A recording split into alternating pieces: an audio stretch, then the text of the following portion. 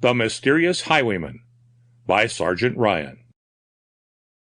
The inspector in charge of the Detective Bureau at police headquarters was talking to half a dozen reporters, and at the same time was exchanging a dress coat for one of dark blue, which was not part of a uniform, though suggestive of it. "I don't know any more about this case than you do," he was saying.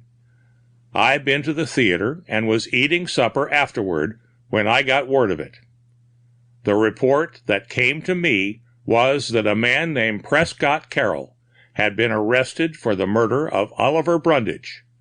Ollie Brundage, you all know him." The reporters nodded. The name and fame of Ollie Brundage were quite familiar to them. He was a young man of good family, a bachelor, a clubman, who managed to move in the highest society without any visible means of support. They also knew Carroll, who had gone out of journalism into literature 8 or 10 years before, and had won a certain measure of recognition. "The arrest was made by a patrolman and Detective Hines of my staff," continued the inspector. "It seems Carroll knocked Brundage down with a sand club or something of that kind, and was going through his pockets. It was on West 78th Street, just opposite the new church. The prisoner was taken to the station house, but I sent word to have him brought down here. Brundage's body is at the station now. That's all I know." The reporters exchanged glances. Then one of them asked, "What's this about a millionaire's pocketbook being found in Carroll's pocket?" "I heard a rumor to that effect," said the inspector, "but I am not prepared to answer any questions." "Isn't it a fact," queried one of the reporters, "that there have been a good many hold-ups in the neighborhood, and that your man Hines was up there on that account?" "There have been some wild stories in the newspapers," the inspector began, but checked himself as he perceived a lieutenant entering by the door on the left. The lieutenant executed a sort of military salute and departed without having opened his mouth. "You boys will have to get out of here now," said the inspector. "I'll see you later." The reporters filed out like so many pallbearers. Every one of them looked at his watch, though there was a clock in plain sight on the wall. It was 1:30 in the morning, and minutes were precious. No one remained in the room except the chief and the man in the dark gray suit who sat against the wall opposite the door where the lieutenant had appeared. "You know him, Carter, don't you?" asked the inspector. "3 years ago," replied the detective, "I knew him as a brilliant and promising fellow, but he passed out of my sight." "Writer, eh? I've read one of his stories. It was good, too. Why the devil should he have done this thing?" Carter answered only with a gesture. The inspector glanced quickly toward the door, then, leaning forward in his chair, with his right elbow on the desk and his open hand against the side of his face, he waited in the shadow. The brim of Carter's hat was nearly level with his eyes, and as the principal source of light was a cluster of lamps against the wall and almost directly over his head, his countenance was scarcely visible. The door at the left swung open, and 2 officers appeared, with the prisoner between them. They paused an instant, so that the man seemed to come along into the white glare of light and oppressive silence. He was tall and of strong frame, but excessively thin. He had wavy, dark brown hair, a high forehead painfully wrinkled above the bridge of the nose, pale blue eyes, with that faded look that one sees in the eyes of tired women, a light mustache, and a well-molded but rather weak chin with a dimple in it. He wore a shabby black overcoat above what seemed to be expensive and fashionable evening dress. Carter, who remembered Preston Carroll as he had been, was shocked at the change in him. He seemed to have lived a dozen years between 29 and 32. There was a straight-backed wooden chair, which, standing alone in the middle of the big and bare room, had a singular effect of isolation. Carroll looked at it, perceived that it was for him, and sat down with a shudder. At that moment, Hines, the headquarters man who had assisted in the arrest, appeared at the door, while Carter, crossing the room, whispered to one of the policemen, who immediately went out. "Well," said the inspector, addressing Hines. "At 10 minutes past 12, responded the officer, "I was going west along 78th Street toward Berkeley Avenue. There was an apartment house on the southeast corner, with an alley behind it which runs halfway down the block, and then turns into the avenue. There's an iron fence with a gate on each end. Close by this fence, where there wasn't much light, I saw this man stooping over a body that lay on the sidewalk. I ran up, and at the same time, Patrolman Bruce came from the direction of the avenue. We had the man between us, and when he saw that, he surrendered. He seemed to be dazed, and we couldn't get him to say anything to us. I recognized the man on the ground as Oliver Brundage. He was alive then, but unconscious. He died before the ambulance came. There was no weapon. Brundage was killed by striking his head in falling. We had the body taken to the station house and took this man there. He talked to himself on the way. He said, 'Don't worry, don't worry. I'll be all right. It's the best thing that could have happened.'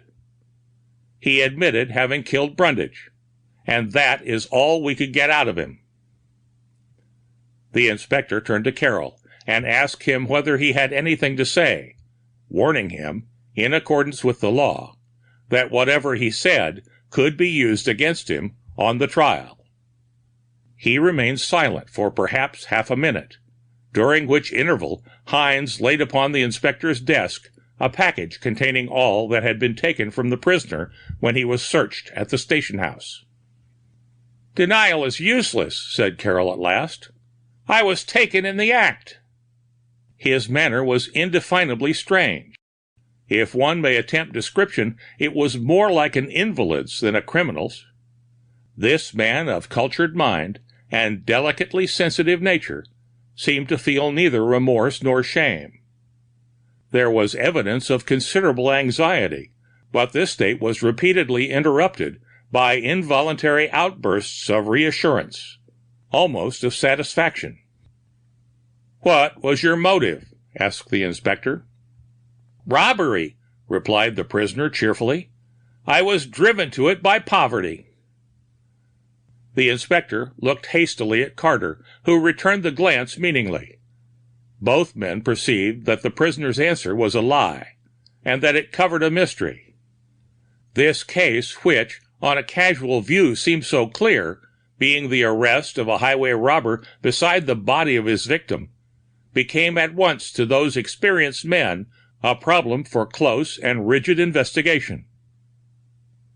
"I thought you were successful in your profession," said the inspector.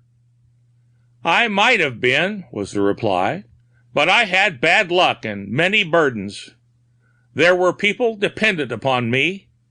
I never worried about myself. I suppose nobody does. It was about others." He became excited as he spoke, and his self-control slipped away. It was obvious that he did not mean to tell his story, but that it told itself, just as the first words he had uttered in the room had overridden his will. It appeared that he had been married 5 years before, and that his wife had almost immediately begun to lose her sight, as the result of a malady rare and little understood. Gradually, with that steady debilitation which nature commands, and human torturers vainly strive to imitate, the shadows had closed around her. Carroll had beggared himself with doctors. He had become a borrower under the pressure of need that could not be postponed. His friends had turned from him, and some of them, for the sake of spite that grows out of money, had raised up other enemies when their own power to injure him had seemed inadequate. Meanwhile, his strength had declined, and his imagination, too much occupied with images of his own increasing sorrow, had ceased to suggest the pictures which his art required. His earnings had decreased as his needs grew. He had labored under that enormous disadvantage of visible misfortune. He became the lame wolf which the pack rends. Throughout the latter part of this wretched period, his sister and his brother's widow, with 2 children, had been dependent upon him. His wife, at last, had gone to a private hospital, where the charges were excessive and the benefits few. The wonder was that the man had not gone mad, laboring with a brain so clogged with miserable thoughts. Yet he did not seem to be insane, though surely on the brink of it. Neither Carter nor the inspector interrupted Carroll's recital, which he himself finally broke off with an exclamation of despair. "You see, I can't help telling this," he said, "though upon my soul I did not mean to do it." The inspector glanced at Carter and touched his forehead, unperceived by Carroll. The detective made a negative sign. "We'll see what we have here," said the inspector, opening the packet which Hines had brought. It contained a few trifles separately wrapped, because they were obviously the prisoner's, and the things that he was supposed to have taken from Brundage. The latter consisted of a handkerchief, some letters, a cigarette case, a card case, and several keys.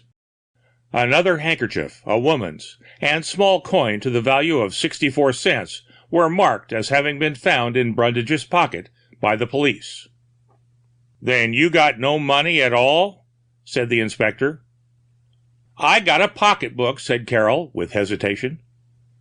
"Do you mean to say that you got this from Brundage?" demanded the inspector, holding up the wallet. "Certainly," answered Carroll, but he did not meet the eye of the questioner. "Do you know whose pocketbook it is?" "They told me at the station house," said Carroll faintly, "that it was Stanton Ripley's."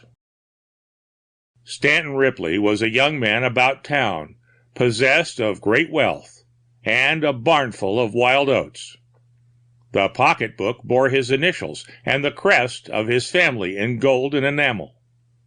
It was a plain, light Russian leather book, of the sort that folds in the middle with one large compartment on each side. Carter received it from the chief's hand and discovered that it contained $3,010, one $1,000 bill, 4 of $500, and 2 of $5, all new. "They found this in the prisoner's coat-tail pocket," said the chief. "Were you aware," he continued, addressing Carroll, "that this was in Brundage's possession when you attacked him?" Carroll pondered upon this question. "I couldn't have known that," he said at last in a faint voice.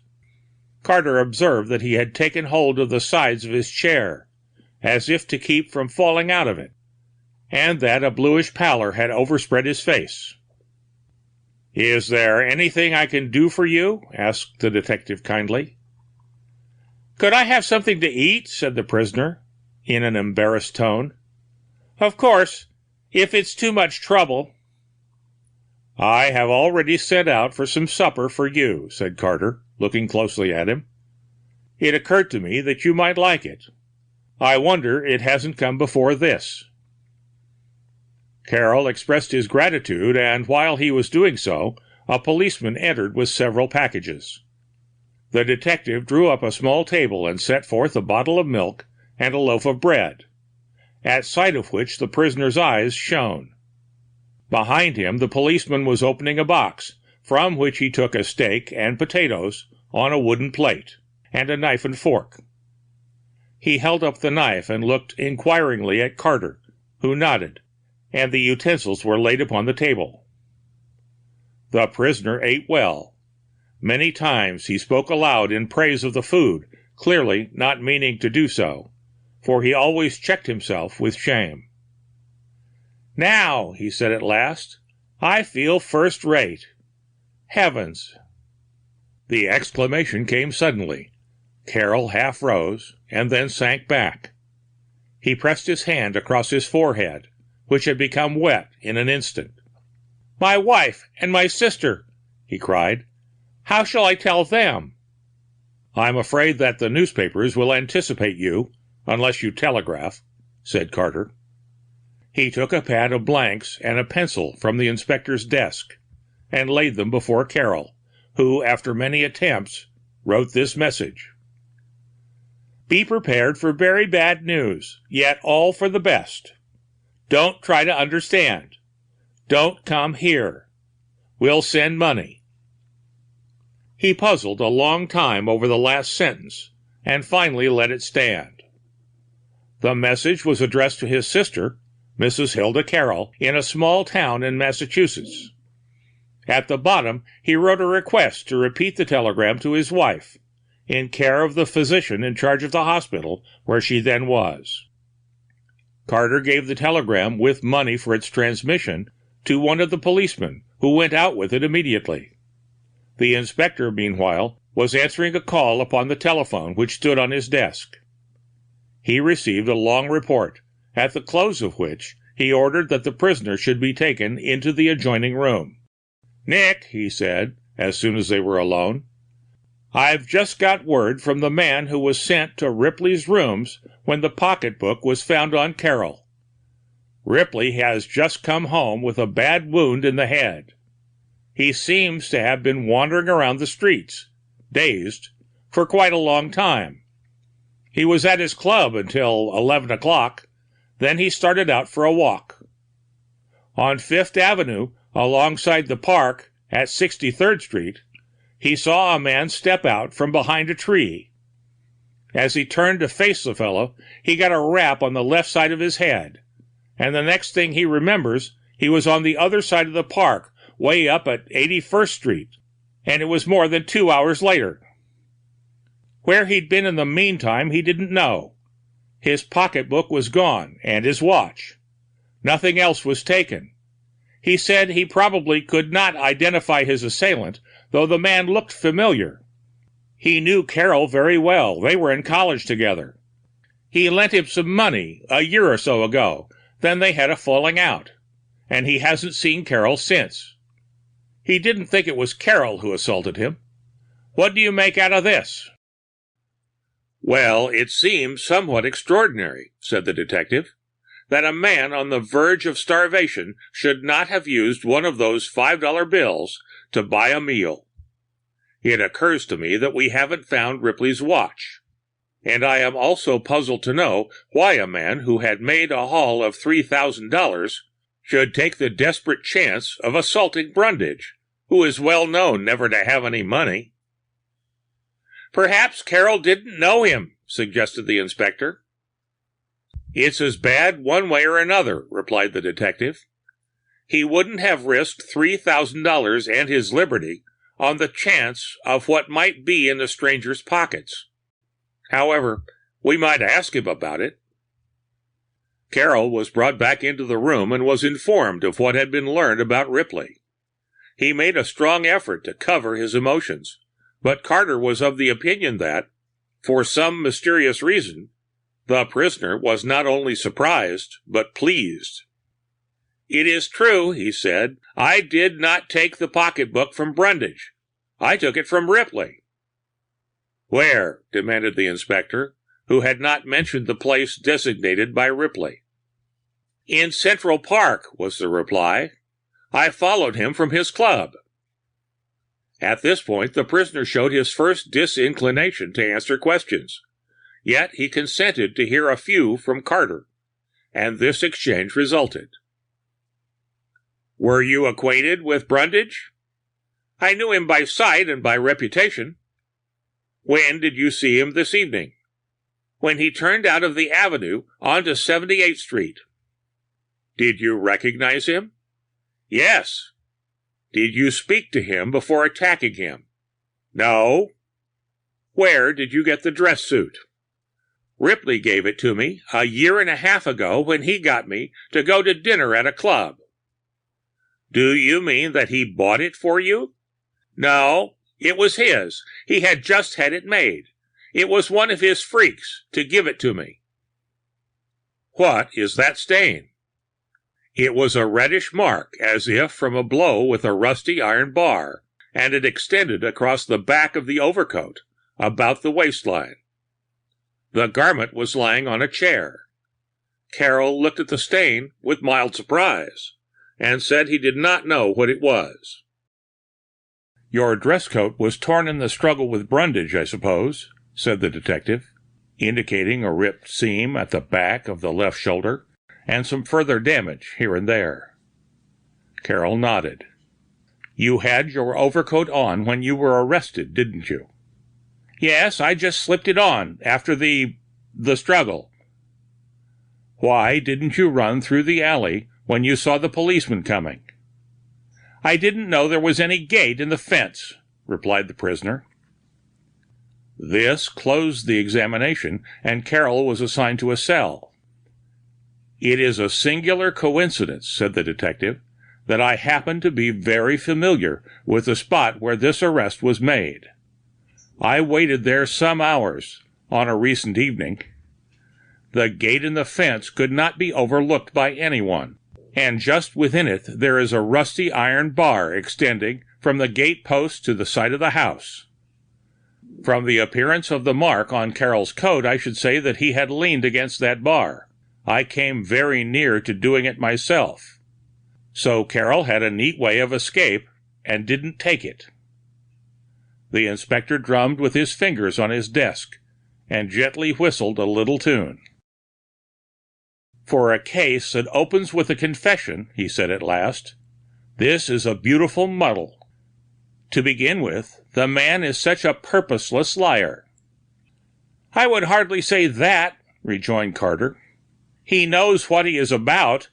A liar he certainly is, one of the most perverse and incalculable that I have ever encountered. But his statements held to a clear view. Obviously, he is willing to say anything which will tend to show that he attacked Brundage for the purpose of robbing him. Now, of course, this crime is not robbery, though Carroll tried to give that color to it, and on a hasty inspiration, too, or he would not have committed the absurdity of taking the man's handkerchief, to say nothing about this rubbish of cigarette and card cases." "You mean that he killed Brundage for some other reason?" asked the inspector. "Did you observe the weather?" rejoined Carter with a smile. "It has been snowing a little, and the pavements are a mess. Carroll's coat shows a considerable struggle, and by all the evidence, the two men must have fallen to the ground, one gripping the other's throat. It was then that Brundage's head struck the projection in the iron fence, but the assailant could not have immediately known the result.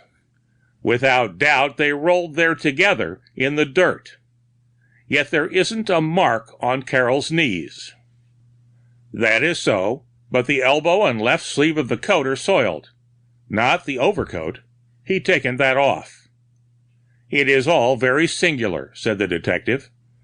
"I am being gradually led toward a remarkable conclusion, but I am not ready to talk about it yet. I suggest that we put the whole thing off until tomorrow."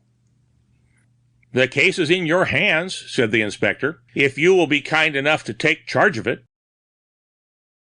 On the following day, the detective called upon Stanton Ripley at his rooms, which have sometimes been mentioned in print as the most luxurious bachelor apartments in New York. Ripley was under a doctor's care, but had almost ceased to require it.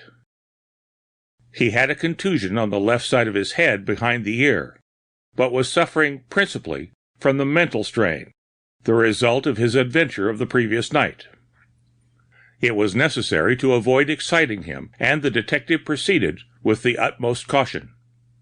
Ripley declared positively that his assailant was not Carroll, and after an hour of shrewd questioning, he admitted his belief that it was Brundage.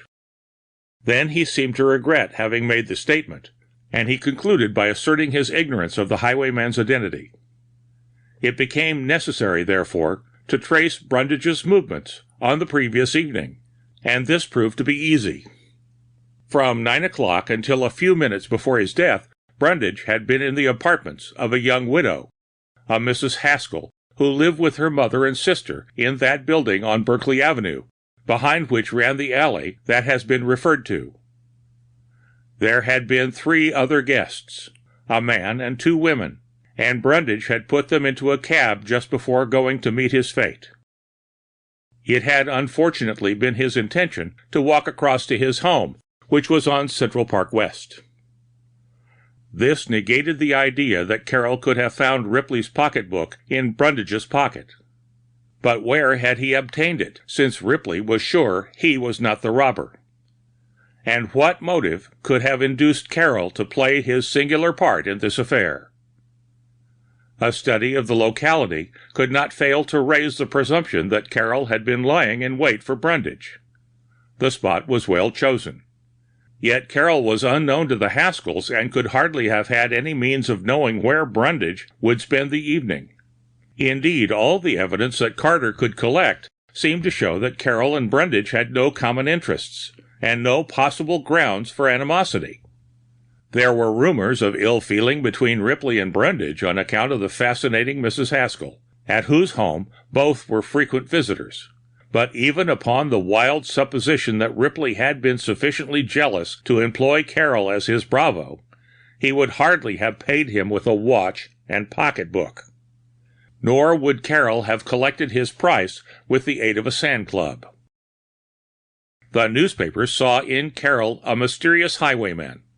They exaggerated 1 or 2 small robberies in the neighborhood into a great list of desperate crimes, and the young author was pictured as one of the famous degenerates of the age.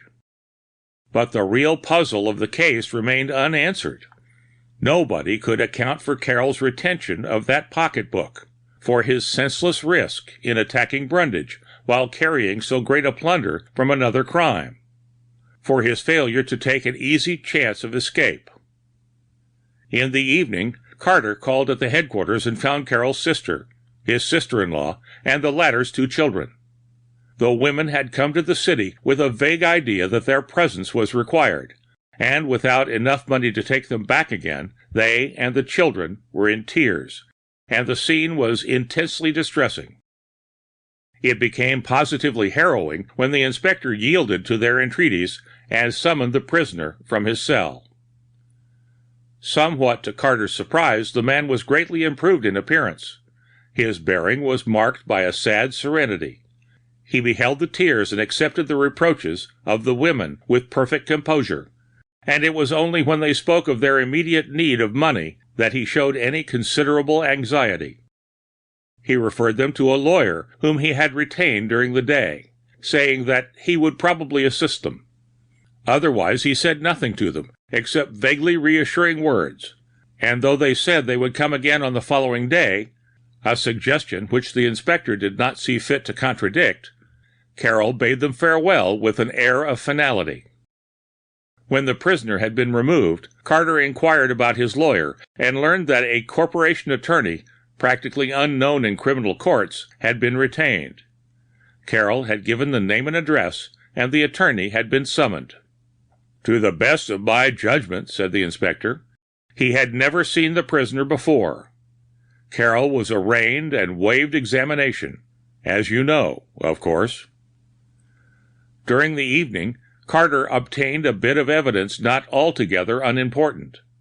It appeared that when Ripley left his club on the night of the crime, a man answering Carroll's description, who had been loitering for more than an hour in the neighborhood, had followed him. 2 cabmen were the witnesses on this point, and they were perfectly confident, but they said that Ripley had gone to 59th Street instead of Fifth Avenue. Carter called upon Ripley in regard to this contradiction, and was informed that the young man had walked a little way up 59th Street, but had returned. He had not seen Carroll following him. About noon the next day, Carter called upon the inspector, who began conversation by stating that he had been devoting a good deal of thought to the Brundage case. "And you have evolved a theory?" said the detective with a smile. "Shall I tell you what it is?" The inspector shut one eye and scrutinized Carter closely out of the other.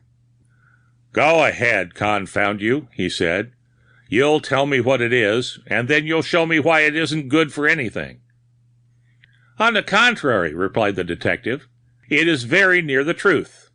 In fact, there can hardly be two theories in this affair.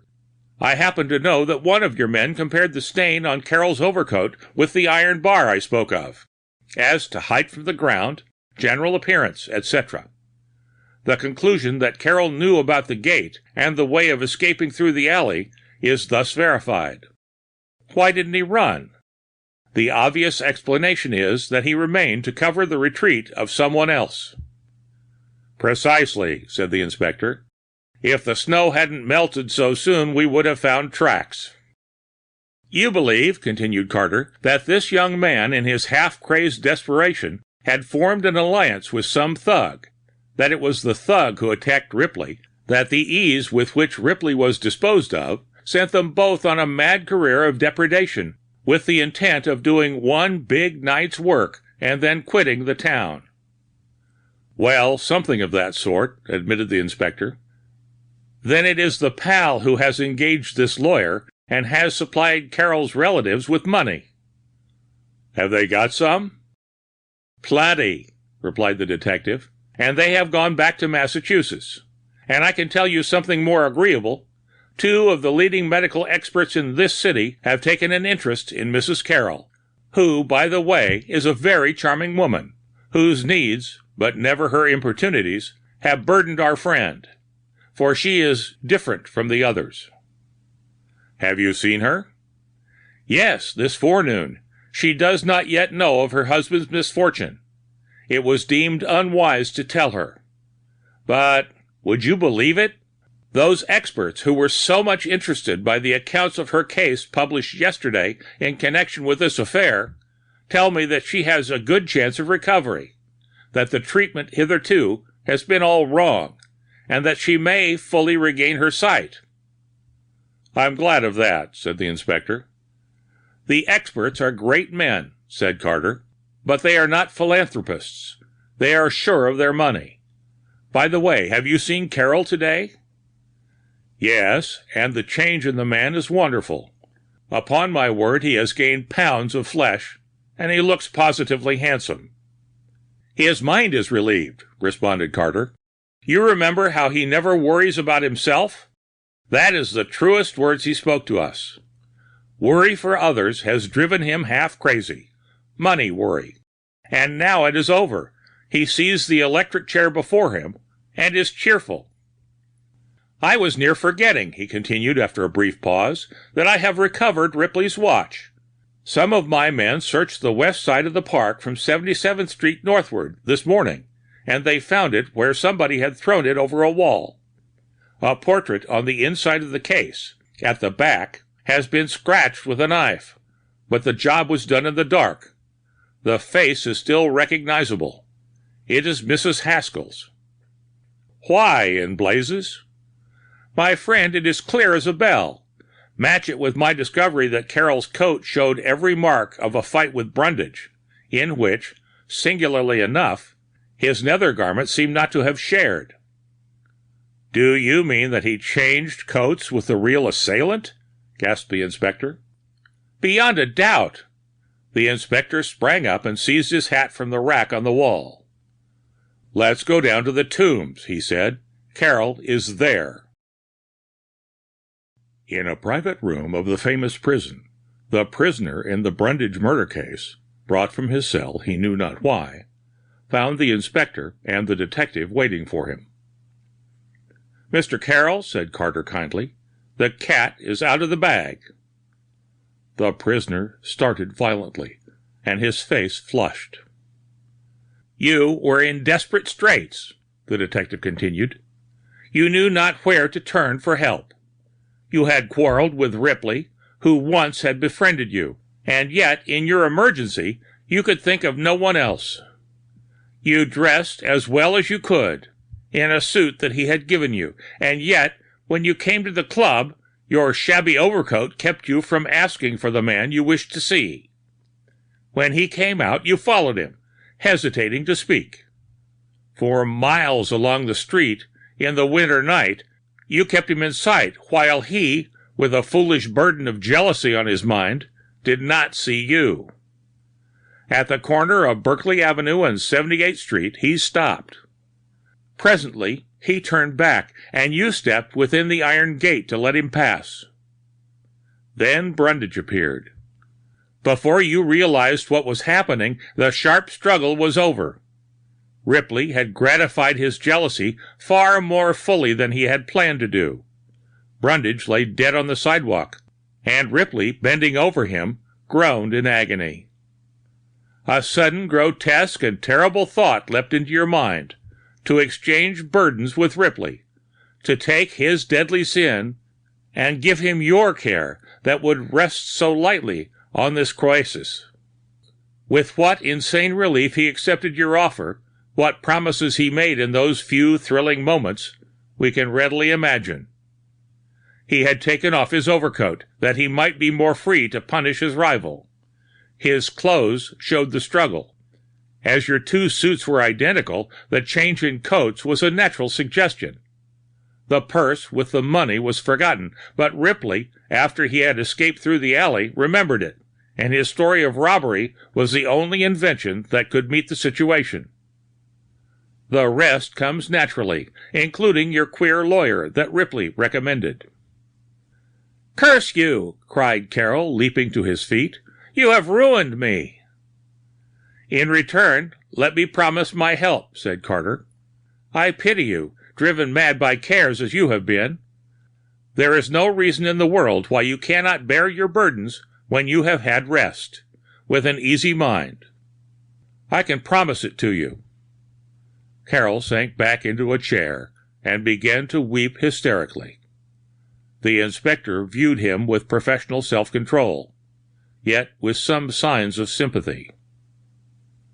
"Shall I send a man for Ripley?" he whispered. "I have attended to that," responded the detective. "He is on his way to headquarters by this time." "Manslaughter, I suppose," muttered the detective. "I'll bet a hat he doesn't get over 5 years." The end of The Murderous Highwayman by Sergeant Ryan.